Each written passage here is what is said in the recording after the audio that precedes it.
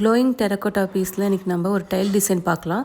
So அதுக்கு glow in the dark paint இந்த மாதிரி வாங்கிக்கோங்க. ஸோ இதுக்கு பேஸ் பார்த்திங்கன்னா நம்ம regular acrylic ultra colour paint, white colour paint apply பண்ணிக்கோங்க. ட்ரை ஆகட்டும்.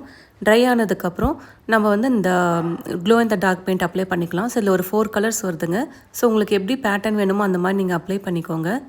இது நல்லா ட்ரை ஆகட்டும். ட்ரை ஆனதுக்கப்புறம் டிரான்ஸ்பரண்ட் கிளாஸ் கலர் வந்து அப்ளை பண்ணிடுங்க. அப்போ தான் ஸ்டிக் ஆகாமல் இருக்கும், இல்லை ஸ்டிக்கியாக இருக்கும். ஸோ நல்லா ட்ரை ஆனதுக்கப்புறம் நீங்கள் இதை பார்த்தீங்கன்னா வால் டைலாவோ இல்லைன்னா வந்து ஃப்ரிட்ஜ் மேக்னெட்டோ யூஸ் பண்ணிக்கலாம்.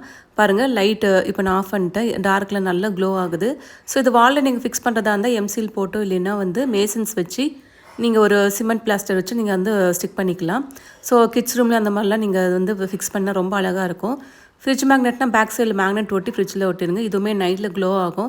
ஸோ இது ரொம்ப க்ரியேட்டிவான ஒரு ஐடியாங்க, நல்லா இருக்குது. ஸோ ஒரு ரெகுலரான ஒரு டெரக்கோட்டா பீஸ் இல்லாமல் இது கொஞ்சம் க்ரியேட்டிவாக இருக்கும். கண்டிப்பாக ட்ரை பண்ணுங்கள். தேங்க்யூ.